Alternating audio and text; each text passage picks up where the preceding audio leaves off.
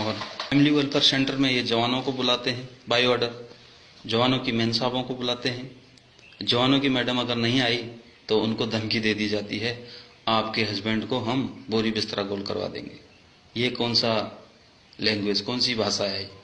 आप जवानों की मैडम, जवान ने किसी कारण बस अपनी फैमिली रखी है, अपने बच्चे रखे हैं, किसी समस्या की वजह से घर में हालात ठीक नहीं है या कुछ दुख बीमार है, चलो मिलिट्री हॉस्पिटल में इलाज हो जाएगा, जवान लाता है अपनी परेशानी से, लेकिन उसको फैमिली वेलफेयर सेंटर में स्ट्रेस किया जाता है, क्योंकि इनकी मेन साहब लोगों को भी कमांड करनी है।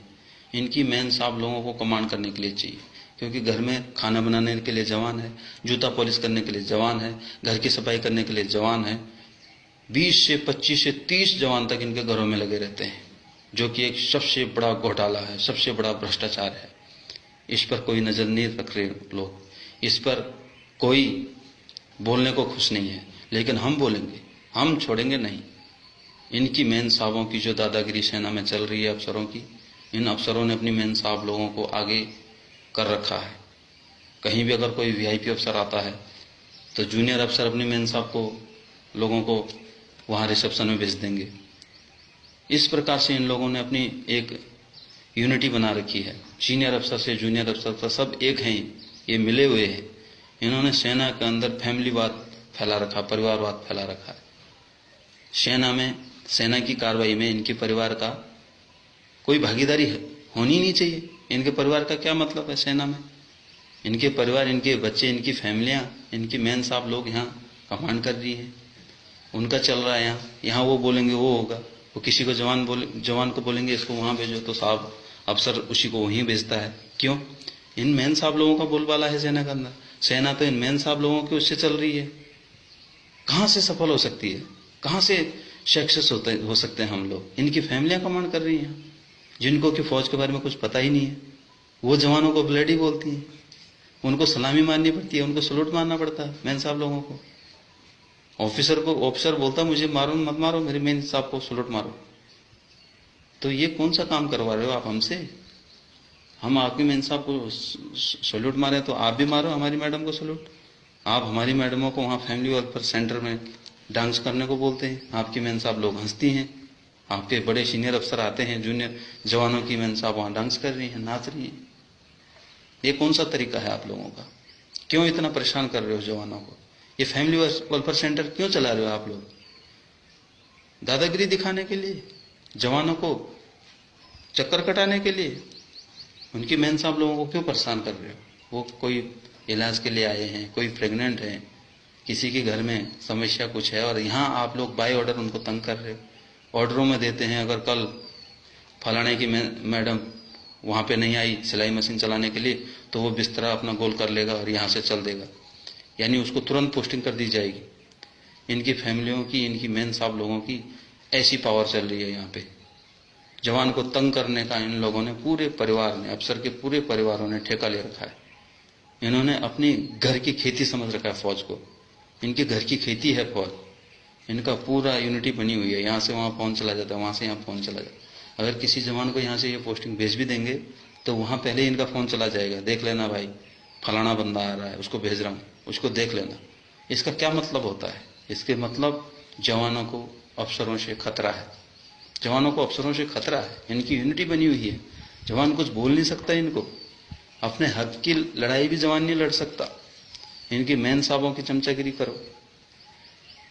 इनके लिए गाड़ियां लागू हैं, एक फोन करती हैं 2 सेकंड के अंदर इनके पास गाड़ी पहुंच जाती है। ऐसी हालत कर रखी है इन्होंने फौज की। यह हालत है आज सेना की। जवान गाड़ी मांगेगा नहीं मिलेगी, जवान को गोली भी लग जाएगी ना तब भी गाड़ी नहीं मिलती। मरने दो बोला, शहीद हो जाएगा। लेकिन मेन साहब बोलेगी मेरे पेट में दर्द है तो 2 सेकंड में गाड़ी आ जाएगी। इनकी मेन साहब को प्रियोरिटी है, जवान को प्रियोरिटी नहीं है। जबकि हकीकत में भारत सरकार जवान को दे रही है, इनकी मेन साहब लोगों को नहीं। लेकिन यहाँ चल रहा सारा उल्टा, सिस्टम पूरा उल्टा चल रहा। आप क्लोथिंग में देखो, क्लोथिंग में कितना घोटाला है। हम पूरी क्लोथिंग खरीद के पहन रहे हैं, एक भी कपड़ा हमारा स्टोर का नहीं है, सरकारी नहीं है, सारा खरीद के पहन रहे। तो फिर ये क्लोथिंग इशू हो क्यों रहा है? ये घोटाला नहीं है? इसकी जांच नहीं होनी चाहिए? जब हमारे पहनने में वो सामान आ ही नहीं रहा है क्लोथिंग वाला, तो क्यों इशू कर रहे हो? बेफालतू का क्यों खर्च कर रहे हो? गवर्नमेंट को क्यों नुकसान में डाल रहे हो? गवर्नमेंट का क्यों खर्चा कर रही है इतना, जब हमने कोई पहना ही नहीं? हमने अगर कोई सरकारी पहन भी लिया तो अफसर उस पर उंगली उठा देता है, ये कौन सा कपड़ा है तेरा? तो क्यों हमें इशू कर रहे हो आप? जब हमने वो क्लोथिंग पहनना ही नहीं है तो इशू क्यों कर रहे हो हमें? बेवकूफ बनाने के लिए, गवर्नमेंट पे चूना लगाने के लिए सारे मिले हैं, सब घोटाले हो रहे हैं। क्लोथिंग पे भी घोटाला हो रहा है। जवानों का ये जो क्लोथिंग मिलता है ये बंद होना चाहिए, उसके बदले जवानों को पैसा दे दिया जाना चाहिए। खाने पे घोटाला है, वहां से राशन आउट हो रहा है। जवानों को आप राशन का, क्लोथिंग का पैसा दे दो, जवान अपना खा लेगा। सिविल बंदों को भी रोजगार मिलेगा, कहीं कैंटीनें खुलेंगी, और हम अपना, जहां हमें 200 रुपये मिलेंगे खाने का, हमारा खाना 100 रुपये में हो जाता है। बाकी का खाना ये आउट कर देते हैं, बेच देते हैं, पैसे ले लेते हैं, पैसे खा जाते हैं, सारे घोटाले में लिप्त हैं। लोग बोलते हैं सेना में घोटाले नहीं होते, तो सबसे ज्यादा घोटाले सेना के अंदर होते हैं, ये दावा कर सकता हूं, क्योंकि इनको पता है यहाँ मीडिया आएगी नहीं, जवान मुंह खोलेगा नहीं, अनडिसिप्लिन में फंसा देंगे। सबसे ज्यादा भ्रष्टाचार यहाँ है, सबसे ज्यादा घोटाले यहाँ हैं। तो इसके लिए हम काम करेंगे, निश्चित ही ये सब बंद करना होगा। जो अंग्रेजों के समय से चला आ रहा सेना के अंदर, जो मिलिट्री लॉ सन 47 से पहले उस टाइम गुलामी का मिलिट्री लॉ चल रहा है, उसे खत्म किया जाएगा। और जवानों से जो गुलामी कराई जा रही है, जो अफसर कर रहे हैं, जवानों का अत्याचार कर रहे हैं, जवानों का शोषण कर रहे हैं, अपने सारे निजी काम जवानों से करवा रहे हैं। और जब पूरे जवानों को निजी काम में लगाओगे तो जो हमारा असली काम है उसे तो हम भूल ही जाएंगे ना। इसीलिए हम कहीं सक्सेस नहीं हो रहे, कहीं ऑपरेशन हमारे सक्सेस नहीं हो रहे, मुठभेड़ में हमारे जवान शहीद हो जाते हैं।